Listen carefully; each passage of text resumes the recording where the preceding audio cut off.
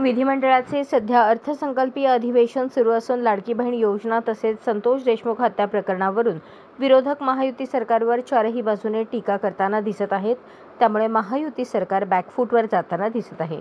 तर दुसरीकडे महायुती सरकार स्थापन झाल्यापासून मुख्यमंत्री देवेंद्र फडणवीस आणि उपमुख्यमंत्री एकनाथ शिंदे यांच्यात कोल्ड वॉर सुरू असल्याची चर्चा सुरू आहे।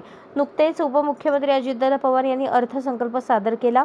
त्यानंतर आयोजित पत्रकार परिषदेत बोलताना एकनाथ शिंदे यांनी खुर्च्यांच्या आदल्या बदलीवरून शिंदे आणि त्यानंतर अजितदादा पवार यांनी केलेल्या विधानाची चांगली चर्चा रंगली होती।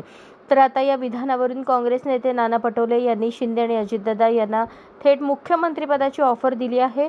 त्यामुळे पुन्हा एकदा राजकीय वर्तुळात चर्चांना उधाण आले आहे। अजितदादा आणि शिंदे यांची अवस्था फार वाईट आहे। पुढच्या काळात त्यांचा पक्ष टिकेल की नाही हे माहिती नाही। भाजप त्यांना जगू देत नाही। शिंदे यांची अवस्था फारच वाईट झाली आहे।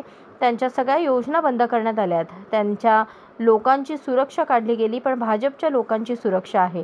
त्यामुळे त्यातून त्यांनी शिकावे। आम्ही त्यांच्यासोबत आहोत, त्यांनी आमच्यासोबत यावे। आम्ही राष्ट्रीय पक्ष आहोत, आम्ही त्यांची काळजी घेऊ। त्यांच्यात मुख्यमंत्रीपदासाठी ओढ लागली आहे। आम्ही दोघांनाही काही दिवस मुख्यमंत्री बनवू। अजितदादा यांना काही दिवस आणि एकनाथ शिंदे यांना काही दिवस मुख्यमंत्री बनवू, असे पटोले म्हणाले। अशाच नवनवीन अपडेटसाठी जनता राज्य न्यूज चॅनलला सबस्क्राईब करा, लाईक करा आणि शेअर करायला विसरू नका।